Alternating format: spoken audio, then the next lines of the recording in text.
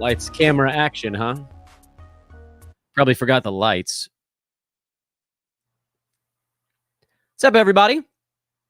I don't have a ton of time for this one. I'll be popping on Josh's show in about an hour, and I want to make sure I actually have time to get all my stuff in front of me. But I thought that was about enough time to jam in a 10-team mock. So that's what we're going to do. The mock draft starts in about $1.35 or so. I think basically everybody in there was from Twitter. I tried to join it early enough that I could get the link out.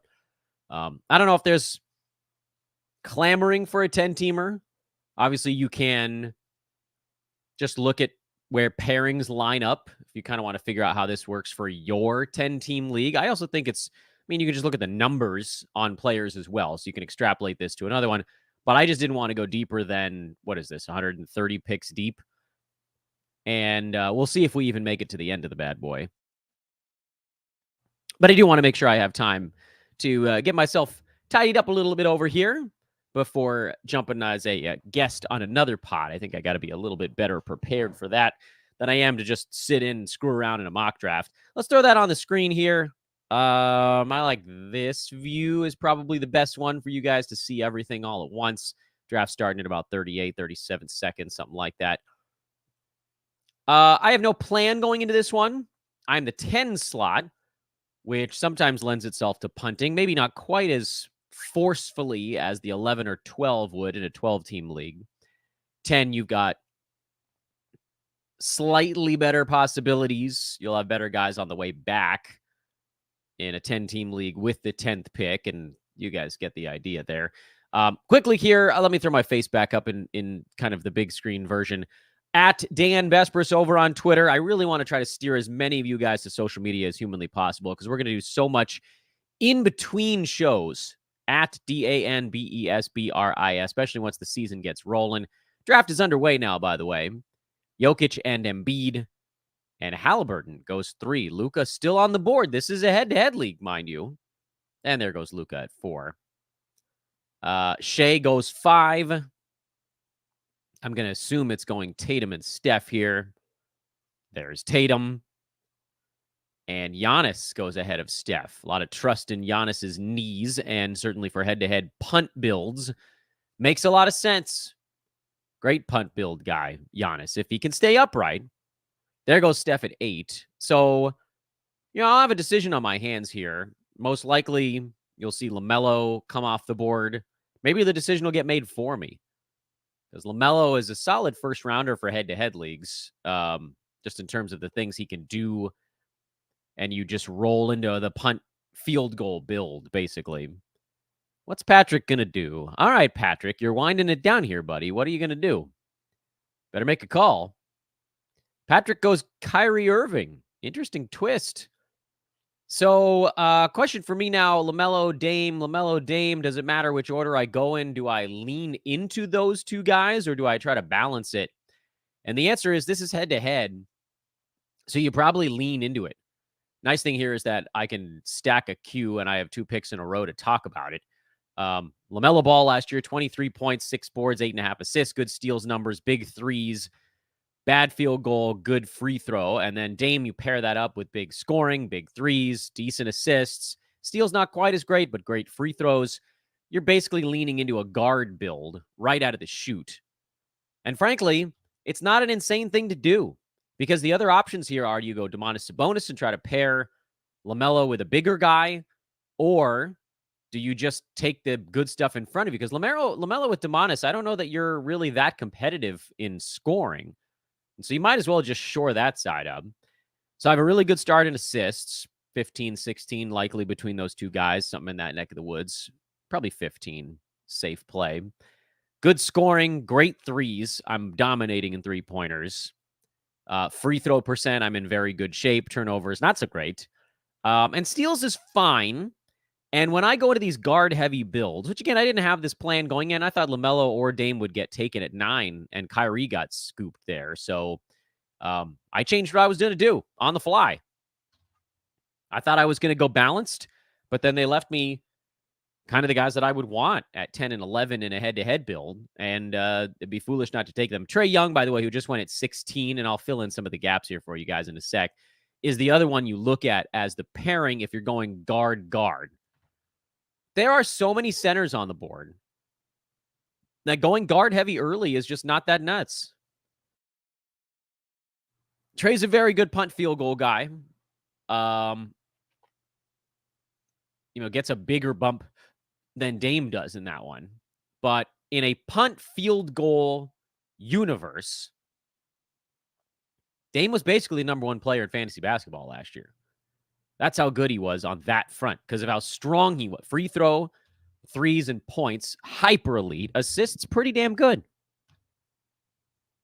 You punt field goal with LaMelo, he jumps up to about 18 because turnovers are still a little bit of a problem for him. But the assists are excellent. The threes are excellent. Scoring's good. Rebounding's better. I'm not dead in the water in rebounds. That's something where you could maybe try to loop back around, make a comeback in it. I'm probably going to have to make a choice because you want to count it out. Just make sure you're counting it out. Points, I'm in good shape. Threes, I'm in good shape. Assists, I'm in good shape. Steals, I'm kind of meh, so I'm not going to put that on the board. Free throws, I'm in great shape. So I have 4 categories where I am very, very strong right now. Steals is probably going to be okay if I'm going into a guard-heavy build, so that would be the likely 5th. But then you want to think about a 6th. Probably not going to be turnovers. Probably not going to be field goal.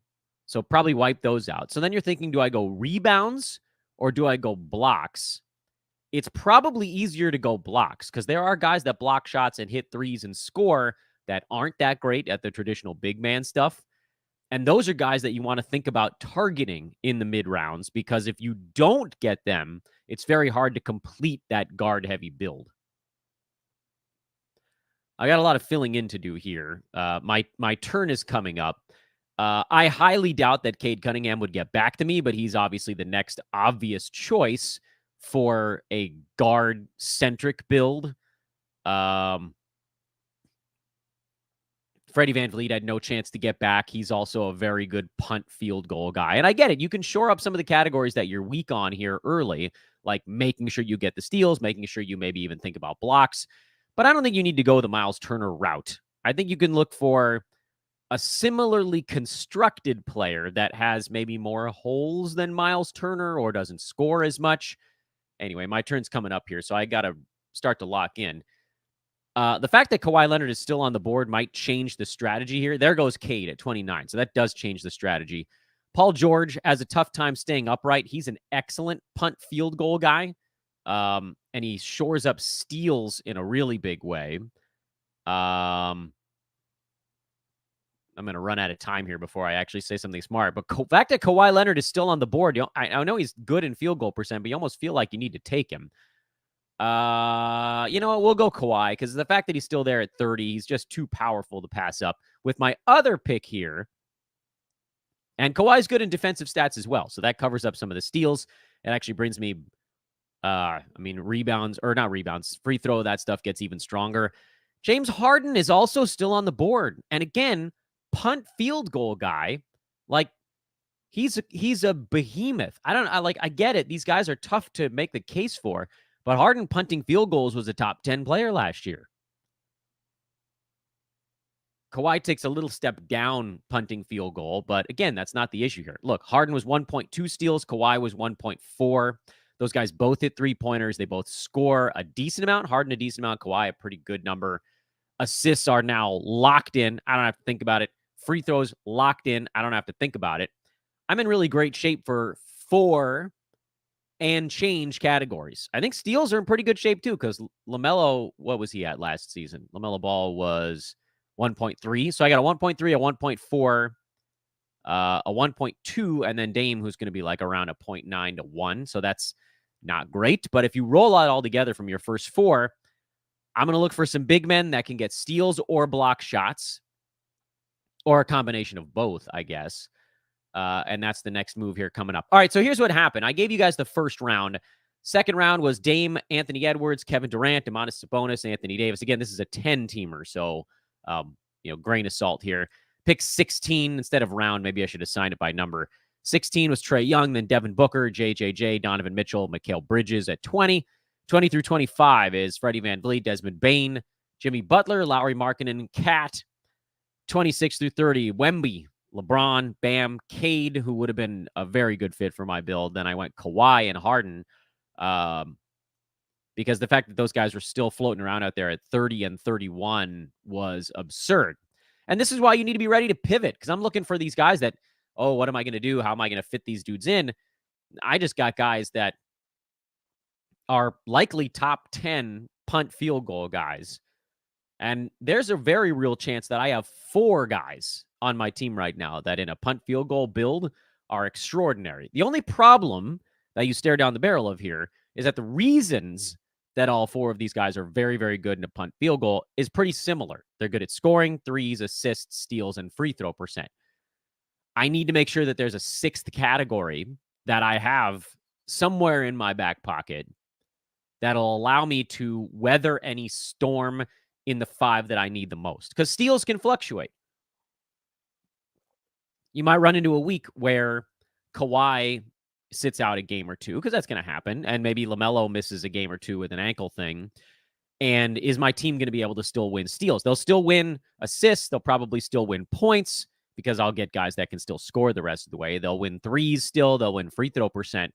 But is there a way I can still get to that 5th categorical win in this build? I do think blocks makes the most sense over rebounds as the next one, because field goal percent is very much out of the picture, as is turnovers. You could go blocks and rebounds, but you're likely to get centers that tank your free throw percent. Very few of these guys do all 3 of those, meaning hit free throws and block and rebound. But there are still quite a few big men that block and don't tank your free throw percent. And those are the guys you're looking at. Not many of them are all that close here. I got a pick coming up. Probably it's time to start shoring up other positions on the court. You want to make sure that you're still getting pretty good steals, but scoring remains at the forefront. So I'd be looking at DeMar DeRozan, Zach LaVine here, 2 big-time scoring types. Do I need 3-pointers? Probably not. Do I need DeMar's superior field goal percent? The assists are going to be somewhat equivalent between the 2.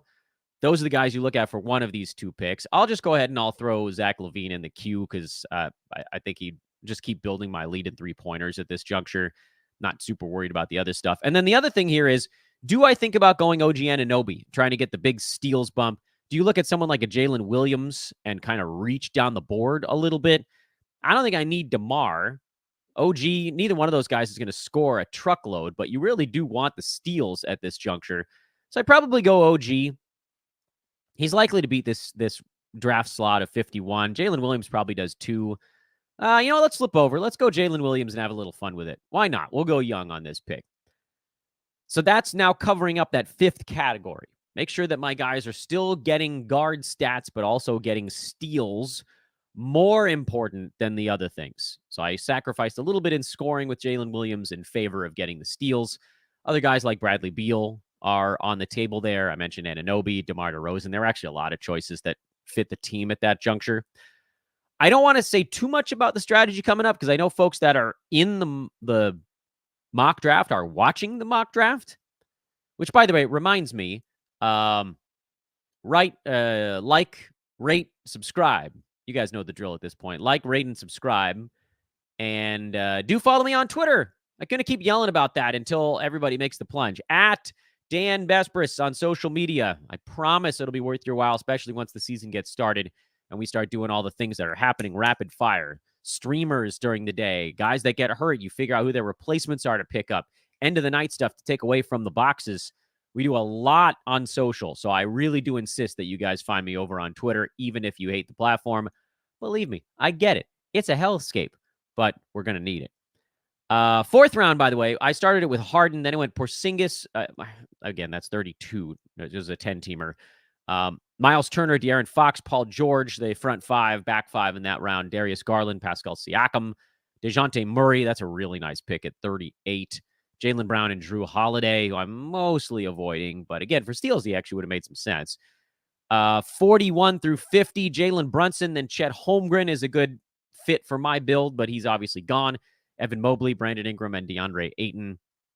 Back five of that round, this is 46 through 50, is Jordan Poole, also a good fit. Scotty Barnes, Jamal Murray, Jared Allen, and then I went Zach LaVine and Jalen Williams. 52 through 55 is Zion, Tyrese Maxey, Walker Kessler, and there goes Anunoby. 56 through 60, interestingly enough, finally DeMar DeRozan goes off. That's going to be a great value play for Team Cedric. Julius Randle is an interesting big man play for this type of build, but he's gone. Beal, Vooch at 59. That's a really easy call to make. Claxton goes 60. Now it's 61 and 62 are picks that have been made, and it's going to start coming back to me. That's Alperen Şengün, Devin Vassell, and then now Josh Giddey off the board. Chris Paul, by the way, goes 64. Paolo Banchero, 65. So things picked up here pretty quick.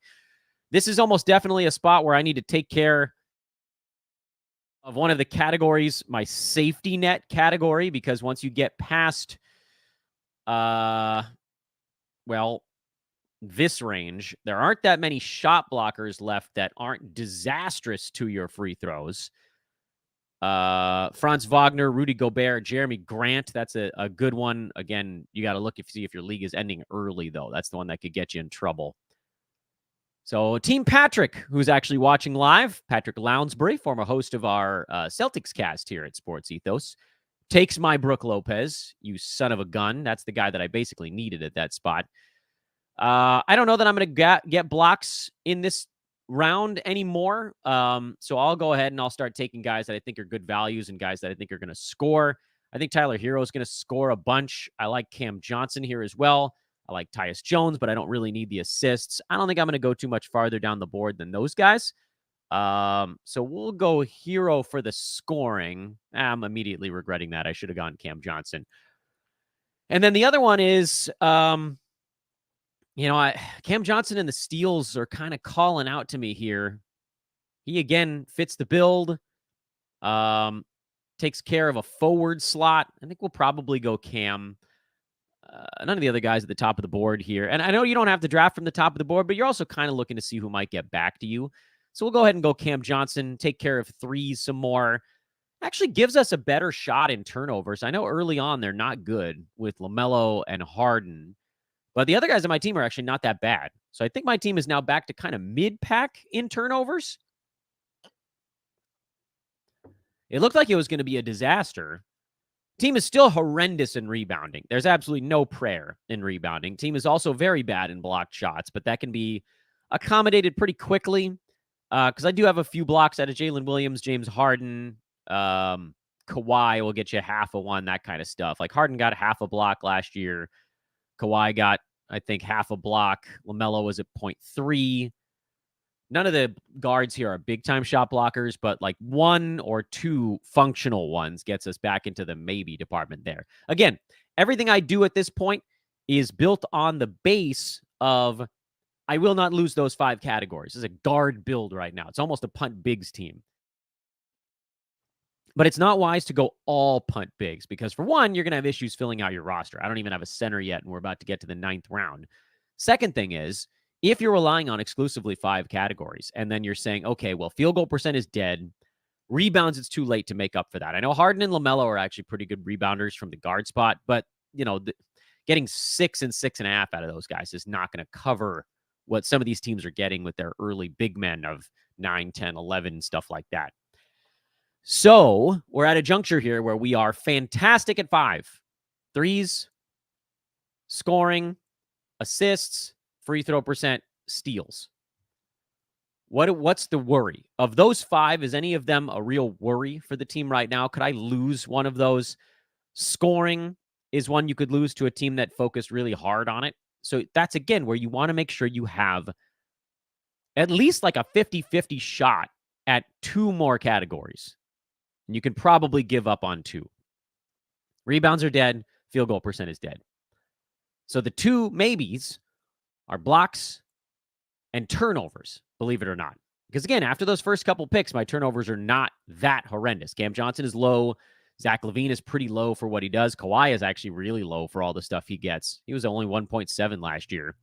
Dame was at 3.3, but I got to think that number's coming down. So Harden at 3 and change and LaMelo at 3 and change are the guys that you're going to want to balance out, meaning if you get into a week where those guys are not overwhelming in games played, you got a shot to win turnovers.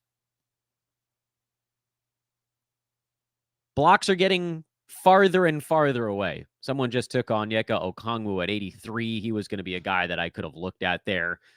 Free throws are probably so good that I could take a blocks guy who is not good at them, like a Daniel Gafford. But is that even really worth it at this point? Is it too late?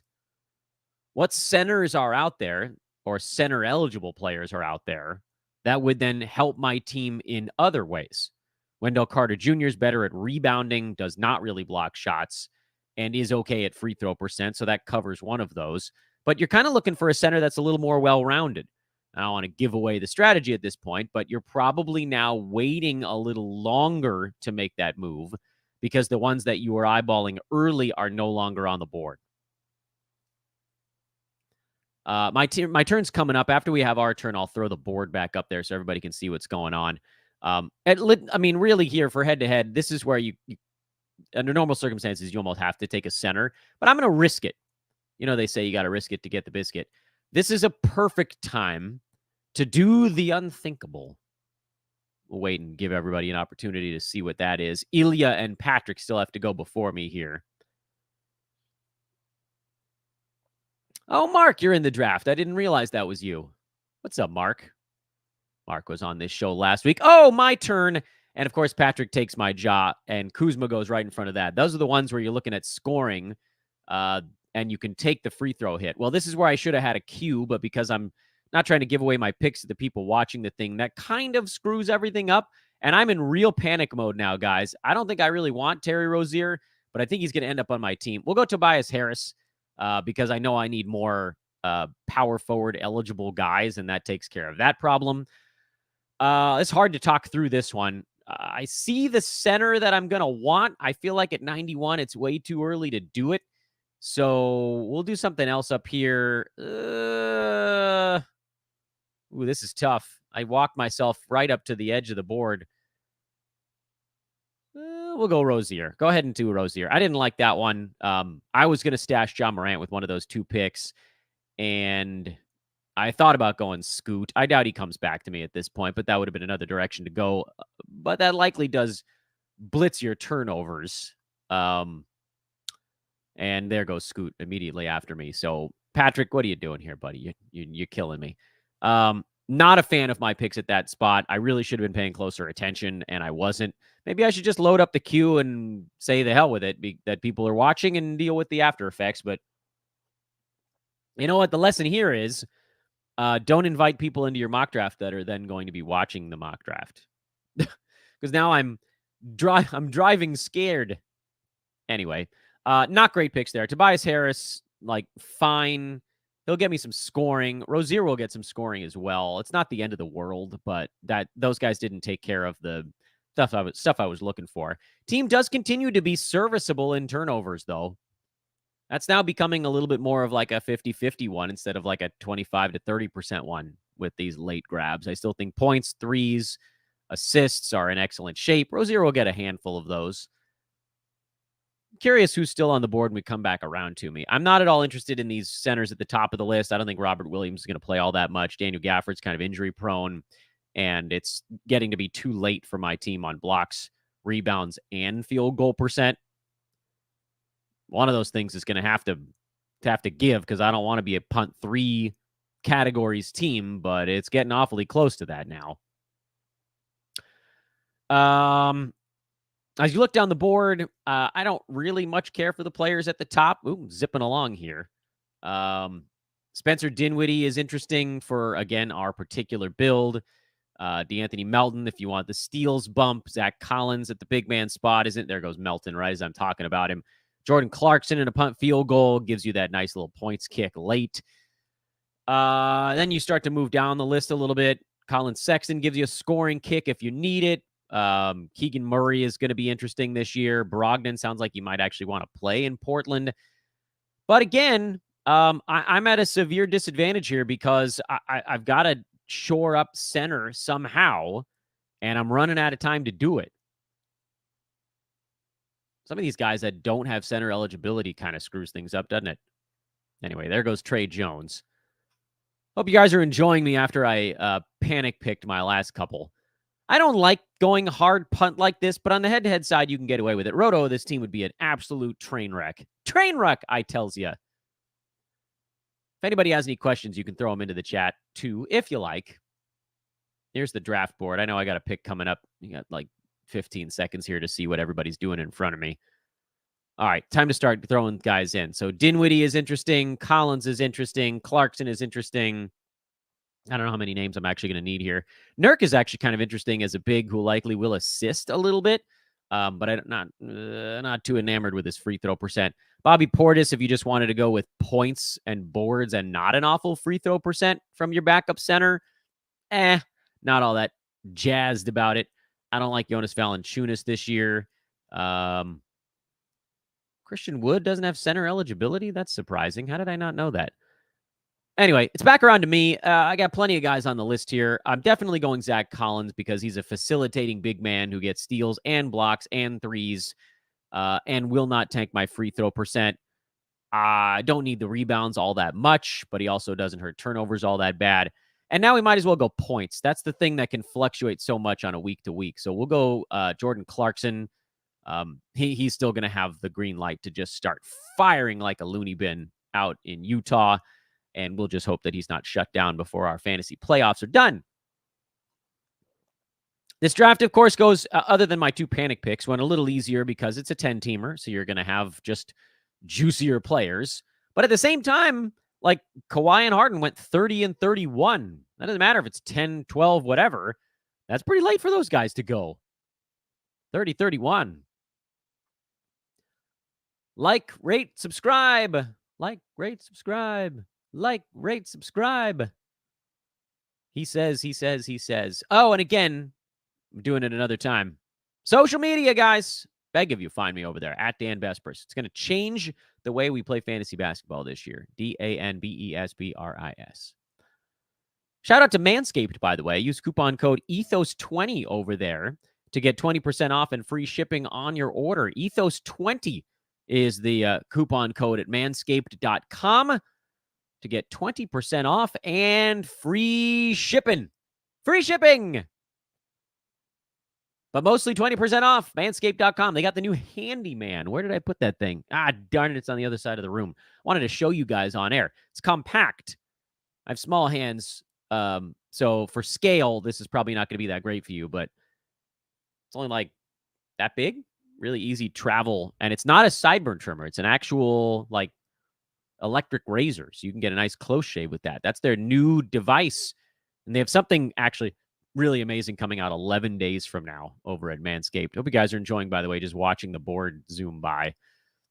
I've lost track. This is bad for the people that are listening in. I will read the picks off for the folks that are listening and not watching, and I will also post a good chunk of this on Twitter because I think we only had one auto-drafted team, but also it's a 10-teamer, so yeah, no, it's not quite. I don't know, they post the whole damn thing. Maybe I'll take a couple of screenshots and mush it all together in Photoshop. It's coming back my way. Paul Reed just got taken, which was someone that I'd be eyeballing towards the end of a draft here, especially with a team that remains down one center. Sadiq Bey just got drafted. He's actually pretty good for this type of build, but, whatever. So with my last pick, I have to take a center. I legitimately only have one center-eligible player, which is a shame. Oh, there goes Nurk, so there goes that one. And, Bobby Portis is probably your safest play at that point, considering I do think Christian Wood is going to end up with center eligibility. Isaiah Stewart is also in the mix here as a not awful free throw guy, but these guys are just plugging holes. I went too long. The lesson learned in this one is that I needed to take a center earlier. Brook Lopez got jacked right before I needed him, and so I ended up sort of strung out a little bit. I pushed it too far in this mock draft, and that's okay. So yeah, I mean, obviously I would take a center if this was a real draft, but this is also likely more of a streamer slot. So Colin Sexton of the players left in a punt bigs build is probably the most interesting. Conley's not terrible. Brogdon's not terrible. You just load up on guards and hope that you can kind of mishmash your roster together. But obviously, my team would need a center if I was actually starting it. And there's Christian Wood, who apparently is power forward only. Go figure. Go figure. You know what we could do? We can just sort by centers. Who's center eligible here? Kelly Olynyk's not going to be as awful as people think. Kevin Love would also fit the build. 3-pointers, keep kind of leaning into that one. Doesn't really matter, honestly. Whatever we're doing here, we'll just take Olynyk just to get the draft over. So there's the draft board to everybody that's watching live. For those that are listening, I stopped reading somewhere around Paolo Banchero or Franz Wagner, I think, right?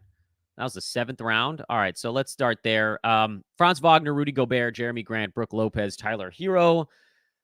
Picks 71 through 80, Cam Johnson, CJ McCollum, Anthony Simons, Markelle Fultz, Michael Porter Jr., Jakob Poeltl, Marcus Smart, Jabari Smith Jr., at Clint Capella, and Derek White. That gets us to 80. Chris Middleton goes at 81. I trust him very little. Jalen Green, Onyeka Okongwu, Draymond Green. So again, some of these bigs that I would have been targeting came off the board, and I couldn't. That's what sucks about being on the turn. Miles Bridges, Austin Reeves, Tyus Jones, Kyle Kuzma, John Morant. Those are the two guys I was going to grab towards the end of the 9th round because I felt my team could handle their free throw hits. Certainly one of the two. I ended up with Tobias Harris and Terry Rozier, who, Tobias Harris is not great for this build. But again, my later picks kind of got me back into the mix in turnovers, or at least fighting for it a little bit. After Rozier, this is pick 91. Scoot, John Collins, Wiggins, Mark Williams, Klay Thompson, Wendell Carter Jr., Buddy Hield, Daniel Gafford, Jaden McDaniels. That got us to pick 100. The last 30 are Robert Williams, Melton, Keegan, Trey Jones, Jalen Duren, Gary Trent Jr., Mitch Robb, Benedict Mathurin, Bojan Bogdanovic, and Zach Collins, who I think actually really fits my center need quite a lot. Jordan Clarkson, who's great for this build. Then Norm Powell, PJ Washington would have been another one. I don't think he has center eligibility, but probably should. Josh Hart, Jonas Valanciunas, Shaedon Sharp, Spencer Dinwiddie, Trey Murphy, Bruce Brown, D'Angelo Russell, Russell Westbrook, Paul Reed, Sadiq Bey, Yusuf Nurkic, Tari Eason, Ben Simmons, Aaron Gordon, Jaden Ivey, Keldon Johnson, and then my Kelly Olynyk, who was very much a throwaway pick at the end. Hope everybody had a chance to stare down the draft board. Lessons learned in this one is, again, you sort of don't know who's going to get to you. The beginning of this thing, I figured I would either get LaMelo or Dame, and I would probably pair them up with like an Anthony Davis or a Domantas Sabonis or some go kind of small big and see what the next few rounds brought me. But LaMelo and Dame were both there. How could I say no? So I have big-time guard strength. I thought I might get someone like Cade or PG coming back, but Cade got taken, and Kawhi and James Harden were still there. And I know Harden is a mess right now, but in a punt field goal build, he's kind of a Goliath, especially to get him at pick 31. Now, at this point, my turnovers are not great because LaMelo and Harden and Dame are all on the higher side. And I didn't have much. And I could have still kind of gone after rebounds a little because LaMelo and Harden rebound well for the guard spot. But by the time it got back to me, I didn't really like my choices there. So I went Zach LaVine and Jalen Williams. I shored up the scoring and the steals department. I figured I wanted to make sure I had those 5 locked in. The one that really hurt was Brooke Lopez going right in front of me at the end of the 7th. If I could have gotten him, we could have made a case to make a run at blocks in one of the later rounds. Once he was gone, that sort of fell off the table. And then it became lean into the big 5, get yourself more competitive in turnovers as a possible 6th. Maybe on a lucky week here and there, you win something else. But mostly, this is like a 3-category punt team. And that's not great. You got to get out in front of it. I should have gotten a shot blocking big who maybe didn't rebound or didn't have great field goal percent earlier. I just kept pushing it, thinking that dude would get to me, and they never did. Lesson learned. My team's still going to be in pretty good shape to win 5-4 every week, but that's not a great way to get way the hell out in front. A couple of questions here from the chat room. I'll knock out the mock draft window. Let's see. What do we got? Am I the only one who thinks it's crazy that Luka's consensus top 3 in head-to-head, given the fact he's never finished in the top 15 in 9-cat, and Dallas is one of only 4 teams with a 2-game playoff week? Yeah, that is a little bit nuts, but it does depend on your playoff week. I am strongly advocating teams end their years way early this season, so that knocks out some of that issue. And then, punting turnovers, punting free throws, he jumps right up into the top 3. So that's kind of why you understand that one in head-to-head. Let's see here. How would you rank these 6 late-round bigs? Gafford, Mark Williams, Onyeka Okongwu, Jalen Duren, Wendell Carter Jr., Mitch Robb. A little bit is settings dependent. I think Wendell Carter Jr. is probably at the bottom for me because he doesn't block any shots. I want my late bigs to actually get me some shot blocking. He scores a little bit better. Gafford, Mark Williams, Mitchell Robinson, those guys are all, they're also close to me. And then Okongwu, I don't know that his job is changing all that much because Capella's still there. So Okongwu's probably 80 range. Wendell Carter's probably around 100. Jalen Duren is probably maybe between those two guys. Gafford, Mark Williams, Mitch Robb, all of the opportunity to maybe go in front. So I think those 3 are probably my 3 favorites. Then I'd go Okongwu, Duren, and then Wendell Carter Jr. is probably at the bottom for me if you're truly chasing big man stats where he's decent but not quite as specialized as the other guys. Dan, what do you think of Paolo this year? Is he ranked too high in 9-cat? Yes, way too high. He has almost no chance of getting there in 9-category leagues. Mavs have a 2-game playoff week if your league ends with 3 weeks left in the season, which is the popular setting. It's popular only for diehards because Yahoo, if you're just joining a public prize league, it only ends, I think, with 1 week left. So you got to make sure you're in a league with a commissioner you trust. Yeah, I mean, I don't like building around Luka. I think I've made that very clear over the last 3 or 4 years. I don't trust his games missed total. And I tend to like to win free throws. I'm not a big give up on free throws guy. So, yeah, and you don't really want to pick a first rounder that has any 2-game week if at all possible in your playoffs. So, yeah, I mean, it does make sense. 9-cat head-to-head, would you take LaMelo over Lillard and Kyrie? No. If you're punting field goal, he gets up there with him. But Dame was legitimately the number 2 player in all of fantasy if you're punting field goal last year. So I know everybody loves LaMelo, and I get it. And he gives you the better steals and rebounds out of those guys. But I just think this is Dame we're talking about. And then Kyrie, better for Roto. You'll have the missed game situation with him, which is going to creep up at some point. So he's not. Roto, I might go Kyrie over LaMelo if I'm still trying to win field goal percent. But head-to-head, you got Lillard over LaMelo over Kyrie. Roto, you got Lillard over Kyrie over LaMelo. Who do you prefer between Chet and Wemby? I actually prefer Chet. Is Cade getting overdrafted inside the top 30? Yes. Punt field goal, he might get somewhere near there, but overall, I don't believe so. Thank you, sir. Appreciate the content you've been pumping out. Yeah, pumping, man. I'm trying to do 2 shows a lot. Today, I'm doing 3. 2 of our own and then guesting. And that guest is coming up in about 20 minutes, so I better get myself ready. I got a beast to slay. That beast is my buddy Josh Lloyd. Again, rate, like, subscribe, all that good stuff. Oh, Joe Orico, host of our sweet baseball podcast. How many games does Kyrie miss due to absolute nonsense? I'll set the line at 22.5. I'm going to go under because if he misses that many in Dallas, that whole city's going to sour on him before they even have a chance to like him. So I'm going to say nonsense games 6 this year. Rest games an additional 5 or 6. And actual injury about 4 more. So I'm going to give Kyrie 16 games off.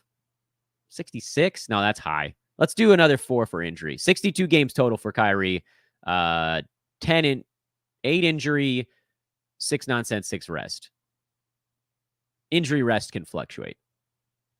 Okay, everybody. Love y'all. We'll have another episode of Fantasy NBA Today tomorrow. I've already forgot what we're doing. Oh, it's Marathon Day. Get your questions ready for that show. Ooh, baby.